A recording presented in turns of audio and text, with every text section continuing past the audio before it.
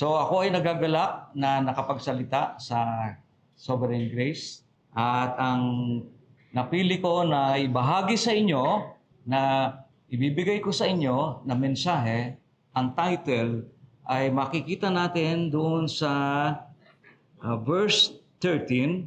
Ang una, He shall build the temple of the Lord. He shall sit and rule upon His throne. So ang title, A Priest upon His Throne. Punong saserdote na nakaupo sa kanyang trono, kasalukuyan ngayon. Ano ang kahalagahan na malaman natin na ang promise na Messiah, pagkatapos niya gampanan ang isang bagay na siya ay bumaba sa lupa, nagsakatawang tao at sa namatay sa krus at siya ay nilibing, muling nabuhay, bumalik sa langit, nakaupo sa kanyang trono at siya ay naghahari. So dalawang office yun. A priest, punong saserdote, at ang pangalawa, siya ay hari. Hindi lang hari, naghahari. Ano ang kahalagahan na malaman ng karamihan ng iglesia lokal na ang ating Panginoong Jesus ay naghahari? Ano ang kahalagahan na binibigay nito? Yung pangatlo na siya ang propeta ay nandito rin sa mga talatang ito. Pagkat ang nangungusap ay mismo ang Panginoong Diyos, Jehovah Sabaoth. Tandaan nyo, yan ay nabanggit sa verse 9. Nabanggit yung salitang Yahweh. At nabanggit sa ibang talata na sumusunod, Jehovah Sabaoth. Okay? Maraming nagsasabi na mga theologian na si Zechariah is a minor prophet. Kasama siya doon sa mga minor prophet. Pero mayroong kahalagahan na malaman natin ang Zechariah, ang Book of Zechariah, sapagkat hindi lamang na dapat na siya ay kabilang sa minor prophet, siya ay dapat na kabilang sa major prophet. Bakit? Binibigay niya ang mga prophecy hindi lamang sa pagdating ng ating Panginoong Hesus, ay gayon din sa mga nangyayaring sa panahon ngayon at sa darating pang panahon, yung tinatawag na second coming. Indirectly na ito ay nahihayag sa Zechariah chapter 6, 9 to 15. So, number 1, makita natin at mapapansin natin yung salitang Joshua. Diyan nanggaling ang salitang Yeshua. Diyan nanggaling ang salitang Jesus. Ang pangalan ng ating Panginoong Hesus ay nagpapahiwatig kay Joshua. Pangalawa, si Joshua ay nakareceive, si Zechariah ay nakareceive ng instruction kay Yahweh na gumawa ng korona at ipuputong sa ulo ni Joshua. Isang bagay, isang palatandaan na nagpapahiwatig na si Joshua is a typology ng ating Panginoong Hesus sa darating na panahon.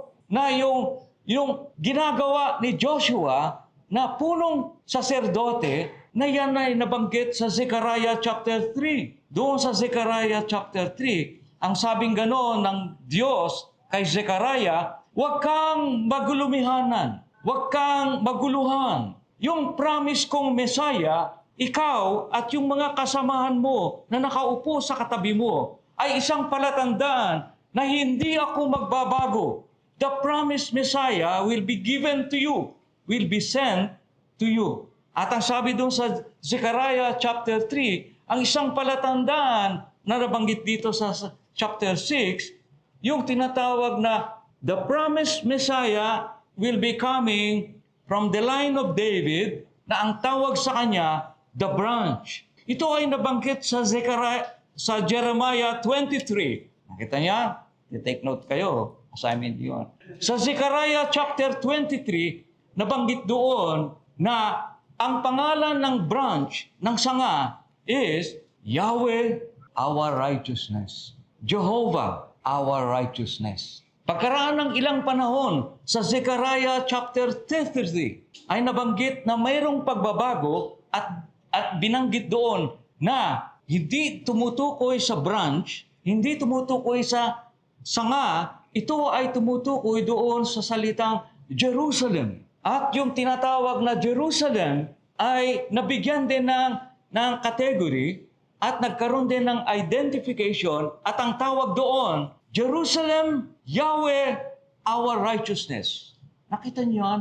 Ang gusto kong malaman ninyo na kung saan ay yung salitang promise na Messiah, ang sanga na kapag tinawag niya ang kapulungan, yung mga nawawala na mga tupa at nagkaroon ng pagpupulong, ang templo ng Diyos ay kasalukuyang nagaganap, itinatayo. Yan ang panahon natin ngayon, 2026. So lumilitaw doon, yan ang nangyayari at nagaganap sa panahon ngayon. So, nung sinabi doon sa Jeremiah 33, that Jerusalem, kasi binanggit doon yung salitang feminine, she shall be called Yahweh our righteousness. Yahweh Chidkenu.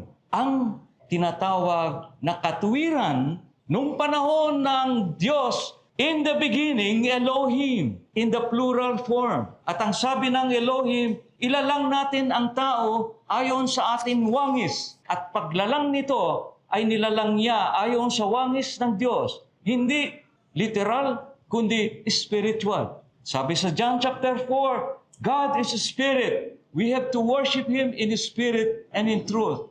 Yung nilalang ng Diyos na wangis ng Diyos kay Adan, ito ay walang iba kundi tatlo yun na nabanggit sa Book of Ephesians. Tatlo yun.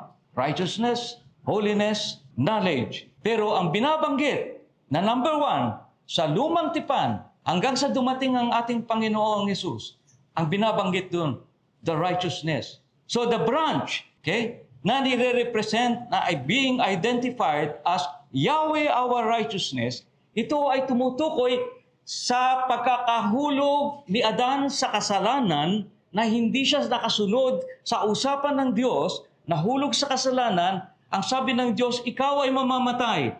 Yung kamatayan na yun ay tatlo. Isa, ang Diyos ay humiwalay kay Adan, yung ating representative. Pangalawa, ang tao ay namamatay physically. Walang tao na nabuhay magpakailanman.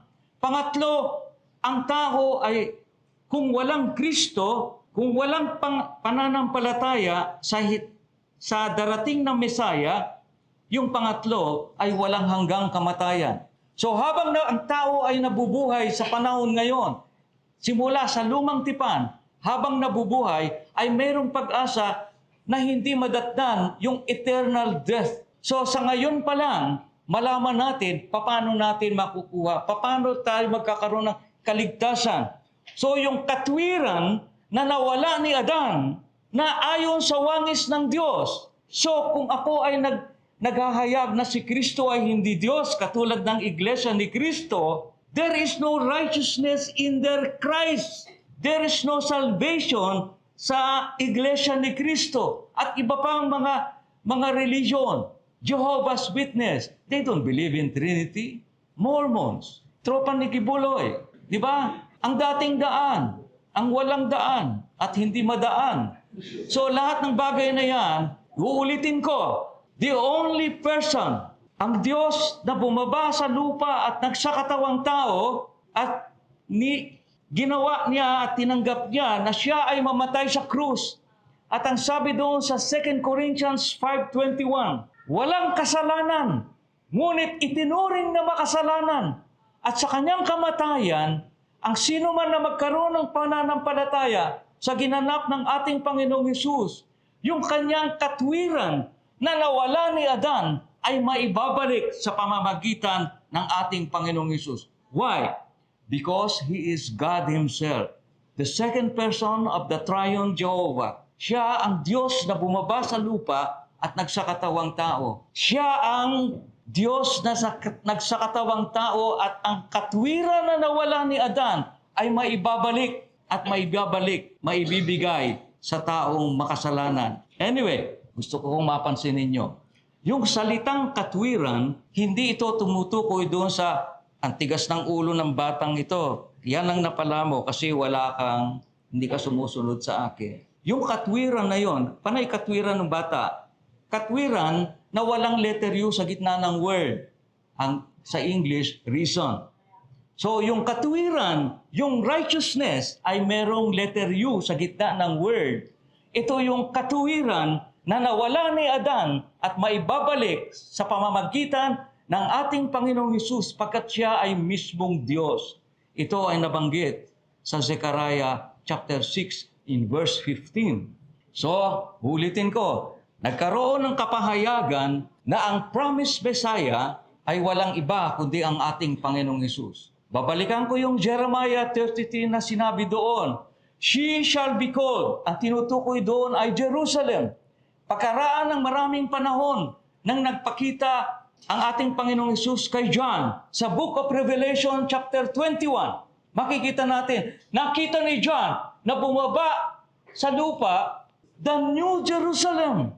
Bumaba simula sa langit, bumaba sa lupa, at inihahandang pakasalan ng ating Panginoong Hesus. Ito ay walang iba kundi the universal, spiritual, mystical body of Christ, the church. Ngayon, paano mo masasabi na ikaw ay makakasama sa New Jerusalem? Kabilang ka na ba sa iglesia lokal?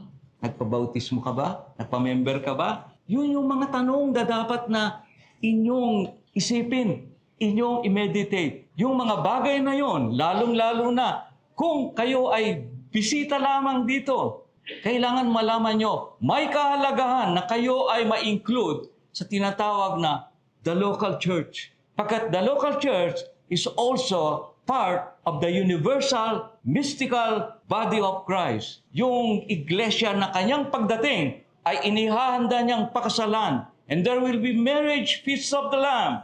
Yan ay magaganap at kasalukuyang nagaganap. So, yung mga bagay na ito, pagkatapos na putungan ng corona, si Joshua, the typology of Christ, ang lumilitaw, sabing ganon. Sa verse 13, He shall build the temple of the Lord. Ang mangyayari niyan, sa pamamagitan nito, magkakaroon ng paggawa o pag-build ng templo ng Diyos. Ito ay nasa present tense. Hatagalogin ko, itatranslate ko ang present tense. Parang title sa pelikula, Habang May Hininga. Ganda, no? Parang title sa pelikula. Gusto kong hindi ako nagjo-joke. Gusto kong maalaala nyo ano ang ibig sabihin ng present. Ito ang buhay ng isang mananampalataya na kabilang sa kanyang iglesia lokal. So, ang ating Panginoong Hesus ay kasalukuyang siya ang punong saserdote, the typology of Joshua, na siya ay pinutungan ng korona at nire-represent na darating ang panahon na ang Panginoong Hesus na promised Messiah ay darating at sa kanyang pagdating at ginanap niya ang kanyang kamatayan sa krus na siya ay muling nabuhay at kasalukuyang ngayon ay ginaganap ang paggawa ng templo ng Diyos. The temple of God is being built. Pagdating sa verse 15, babasahin ko sa English, okay? And they that are far off, yung mga nasa malayo, shall come and build the temple of the Lord. Kapag pinag-aralan mo yung original Hebrew word na ginamit dito, ang translation na dapat napansinin ay nasa present tense. He shall be coming and building the temple of the Lord. Kailan nagaganap ang paggawa ng templo ng Diyos? Ngayon. We are in the climax of the history of redemption. The exciting part of the history of redemption. Ano ang ginagawa nyo sa mga bagay na binigay dito sa iglesia? Mayroon kayong mga spiritual gifts na binigay, na binanggit sa Ephesians chapter 4. Ito ay binigay ng banal na Espiritu for the edification of the body of Christ, for the knowledge of Christ. Christology.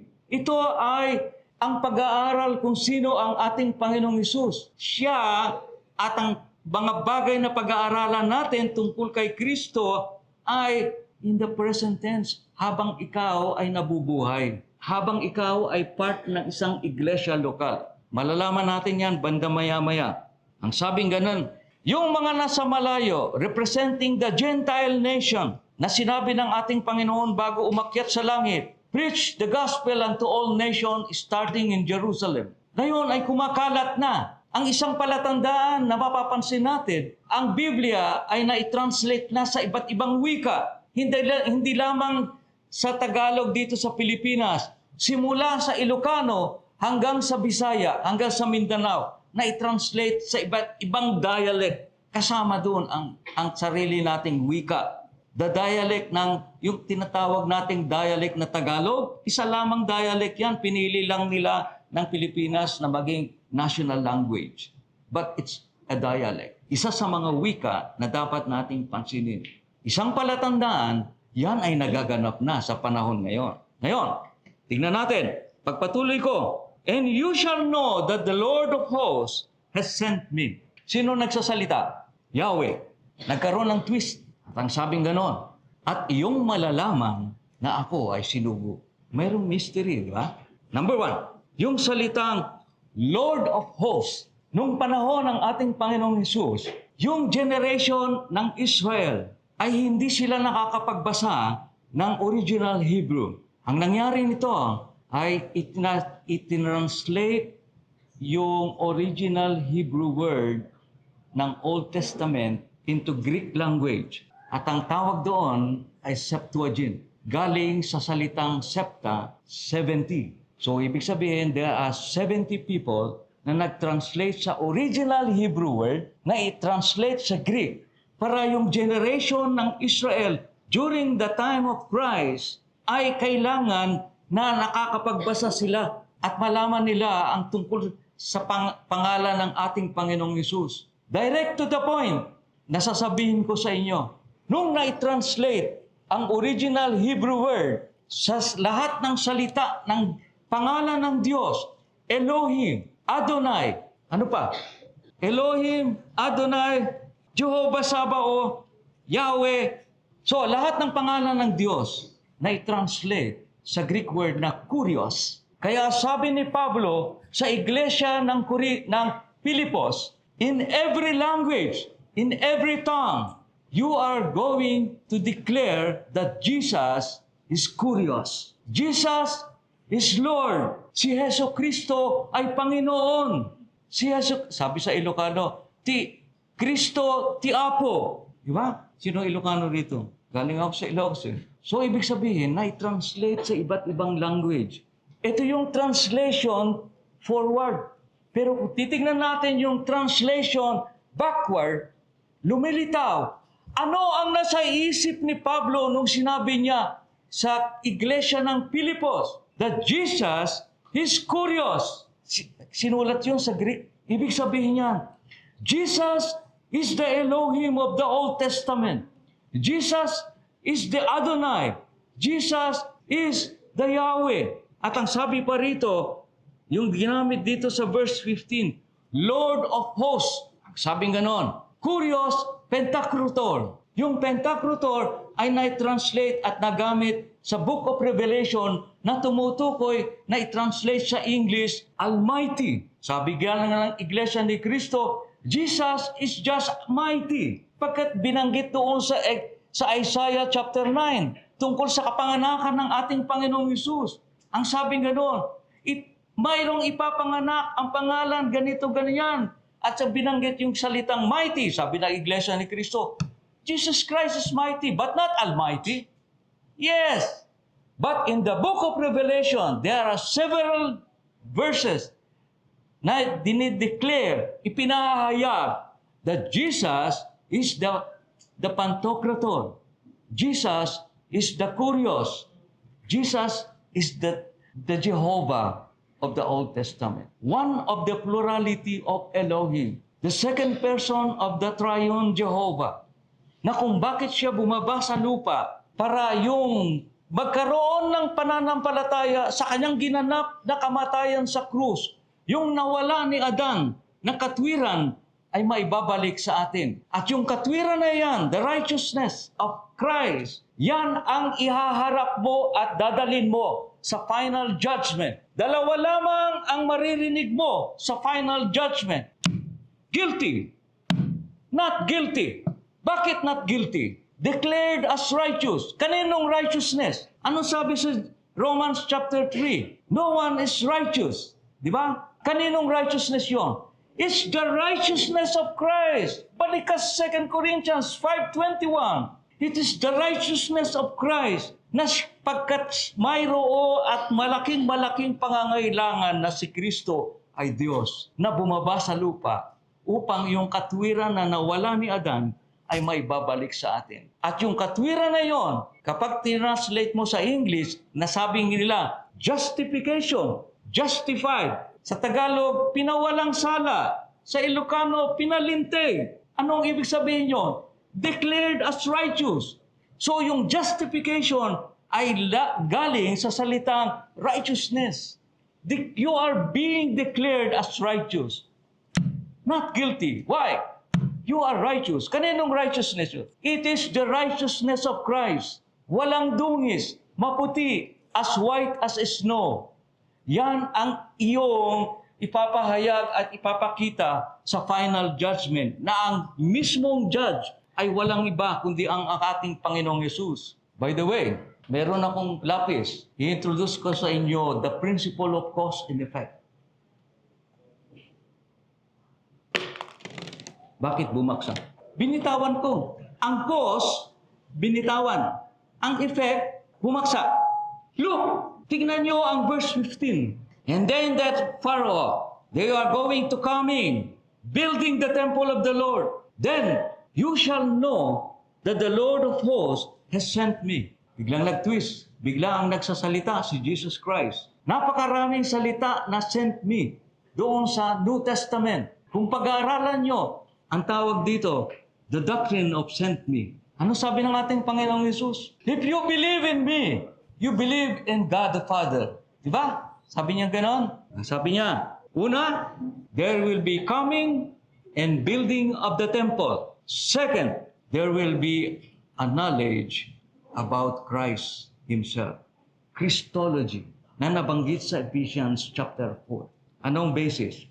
And this shall come to pass, ang dalawang binanggit doon sa unahan, which is the cause, no? Which is the effect. The cause is, and this shall come to pass if you will diligently obey the voice of the Lord your God. Na i-translate sa dalawang English word sa King James Version. Gusto kong basahin sa King James Version. Diligently obey. Nanggaling sa single Hebrew word, shama. Pero binanggit doble. It is a double imperative. Shama, shama. Ang sabi ng mga theologian, ito ay emphasis. Okay, naniniwala ka doon, emphasis.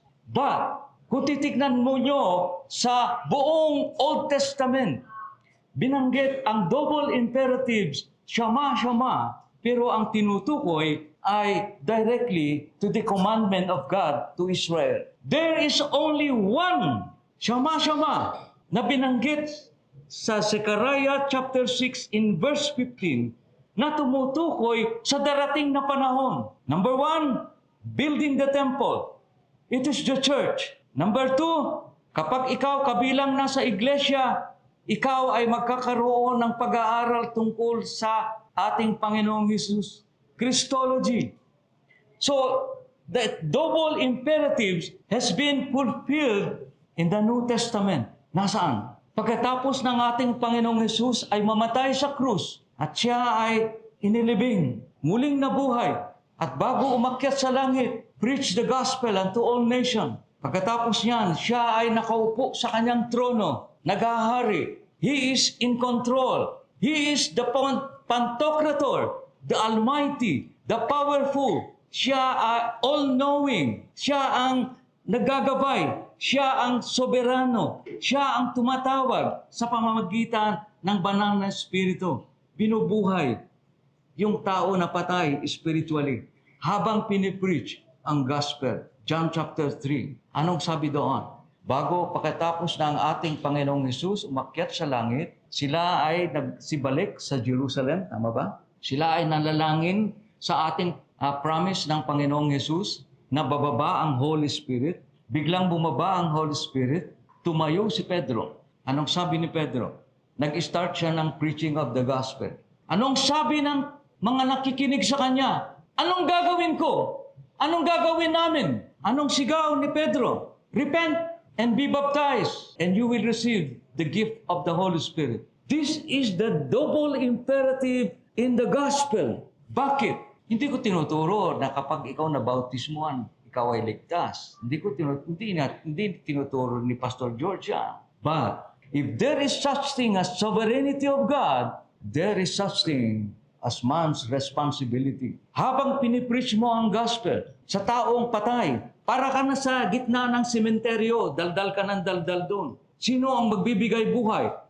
The work and ministry of the Holy Spirit. Binubuhay niya ang patay. Saka ka makakaroon ng pandinig. Saka ka magkakaroon ng paningin. Yan ay binanggit sa Isaiah chapter 6. Mayroon kang mata pero bulag. Mayroon kang tenga pero bingi. Mayroon kang puso pero wala kang pangunawa. Maliban gumawa ang banal na Espiritu. Maliban gumawa ang banal na Espiritu at i-apply niya ang kamatayan ng ating Panginoong Hesus. Isaiah chapter 6, assignment niyo yan. Hanapin niyo kung anong talata. Okay? It's a challenge. So ang ibig sabihin niyan ay ganito. Gusto kong maunawaan niyo ito. Anong kahalagahan na malaman yung man's responsibility na binanggit ni Pedro na na-fulfill doon sa hula kay Zechariah? Double imperative. By the way, pag sinabi mo yung double imperative, katulad ng shama, ay parang ganito yan. Parang Pilipino. Si Pastor George ay dumating sa amin sa bahay. Gutom na gutom. Binigyan ni Ate Noni ng pagkain. Busog na busog. Nakita niyo ang doble? Parang Pilipino. Tawa kayong tawa. Parang Pilipino. Shama. What is the significant? Ang kahalagahan na makita natin yung salitang double imperatives na ayon sa Zechariah 6:15 ay tumutukoy sa darating na panahon. Yung darating na panahon na yon ay walang iba kundi ang New Testament. Nung nagsimula ang iglesia, nagsimula ang gospel preaching, nagsimula kay Pedro, anong sabi niya? Listen, repentance and baptism, they are both imperatives. Repentance is the manifestation of your inward faith. Nakikita ba ng katabi mo? Hindi. Nakikita ng kapitbahay mo? Hindi. So, na yun sa loob mo, ikaw ay nagkaroon ng tinanggap mo na ikaw ay nagkaroon ng pagsisisi. Tinanggap mo na ikaw ay nagkaroon ng makasalanan. So, mali ito. Tinatanggap mo ba si Kristo ay tagapagligtas? Hindi ko makita sa Biblia. Ikaw, nakita mo? Tinatanggap mo ba na ikaw ay makasalanan? Kahit na sabihin natin indirect, bago ka magkaroon ng pananampalataya, the doctrine of repentance, tatanggapin mo na ikaw ay isang makasalanan. Yung pangalawa, una, repentance, active voice, ikaw ang gumagawa, imperative. Baptism, nasa passive voice. You are receiving the action. It is the manifestation of your, it is the outward manifestation of your faith. Ipinapakita mo sa madla, publicly, na ikaw ay nagkaroon ng pananampalataya na ginawa ng ating Panginoong Hesus na kamatayan sa krus, na ikaw ay nagkaroon ng pananampalataya. Tinanggap mo na makasalanan ka. Pagkatapos noon, you are going to declare publicly na ikaw ay nagkaroon ng pananampalataya sa ating Panginoong Hesus. So, it is the outward manifestation of your faith. You are declaring publicly at pinapakita mo sa labas na ikaw ay nagkaroon ng pananampalataya sa ating Panginoong Hesus. Yan ang kahalagahan ng baptism. The double imperatives sa Zechariah ay na-fulfill sa Acts chapter 2. Kung titignan nyo at babasahin nyo, ituloy nyo ang pagbasa ng Acts chapter 2. And they were added, ilan? 3,000. Saan? Saan inad? Kanino? Meron ba sinasabi? Hindi. Pero yung isang mananampalataya na nagkaroon ng pananampalataya nang inilubog ni Pastor George Gumopas ng sovereign grace. Meron siyang panalangin in the name of the Father, the Son, and the Holy Spirit. Nung itinaas, it is a public outward manifestation imperative. Ipinag-uutos. And you will be added to sovereign grace Baptist Church. Kasama ka doon sa iglesia lokal. At nung nakasama ka sa iglesia lokal, yun ang nabanggit sa Revelation chapter 21, na ikaw ay magkaroon ng pananampalataya, magkaroon ka ng pag-asa na ikaw ay makakasama sa New Jerusalem na inahahandang pakasalan ng ating Panginoong Yesus. And they were added 3,000, and 2 persons after baptism were added to sovereign grace. Ano? Ituloy natin yung pagbasa. And they continued steadfastly in apostles' doctrine. Present tense. Nasa loob siya ng present tense. Okay? Ibig sabihin, kapag ikaw naging member ng iglesia lokal, it will be part of your life habang may hininga. Kung gusto nyo, palitan natin yung title. Habang may liwanag. John chapter 9. While it is day, when the night comes, ikaw ay matutulog na.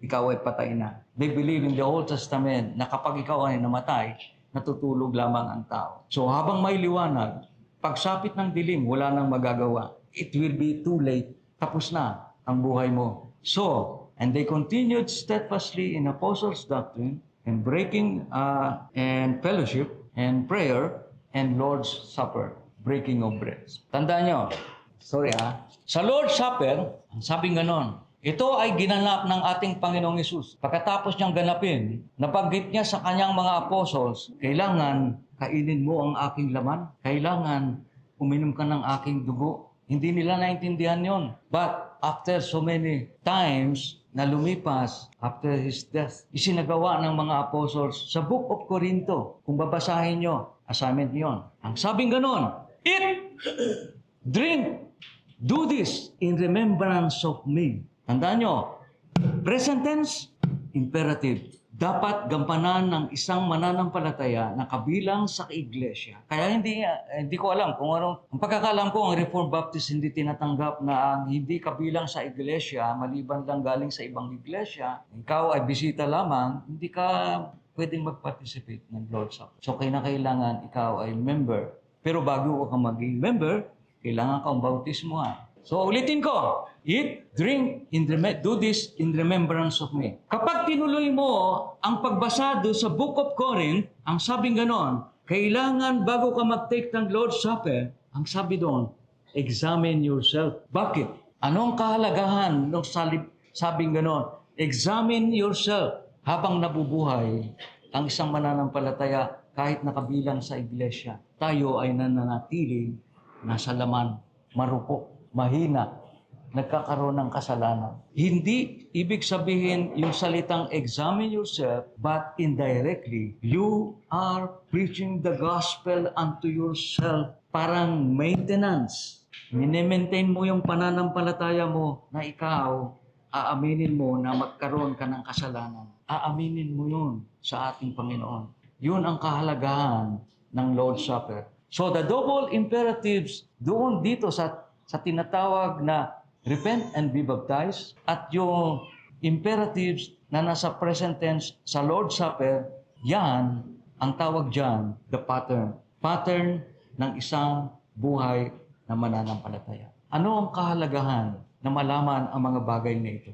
Ang kahalagahan, alamin ninyo, i-meditate nyo, pag-aralan nyo, sabihin nyo sa sarili nyo, papaano ko malalaman at masisiguro na ako ay kabilang sa New Jerusalem? Kabilang ba ako sa isang iglesia lokal? Nagaganap ko ba ang Lord's Supper? Ako ba ay tinanggap ko ba na ako ay makasalanan? So kung hindi pa kayo member, kailangan alamin ninyo na tayo, walang exception. We are all sinners. Lahat tayo ay makasalanan. At kapag nagkaroon tayo ng pagkakataon na kabilang sa iglesia, gagamitin kayo ng isang iglesia lokal sa spiritual gift na tatanggapin ninyo. Kuya Rod, paano yun? Ako senior na. Ibig sabihin, 60. Hindi na siya pwedeng maglalabas sasama sa Bible study. Di ba? Hindi nyo ba nalalaman ng TNC mayroong tinatawag na Tropang Club 20? Bakit? Ano yung Club 20? Lahat ng mga senior may 20% discount. Magpulong-pulong kayo. Anong magagawa ng mga senior sa activity? May Bible study roon. Hindi ako makasama doon sa lugar na yon. So kapag nalaman mo na may Bible study doon at ginaganap ni Pastor George, pumunta kayo sa isang tabi. Ang ministry na dapat gampanan ng isang senior, manalangin ka. Simple lang.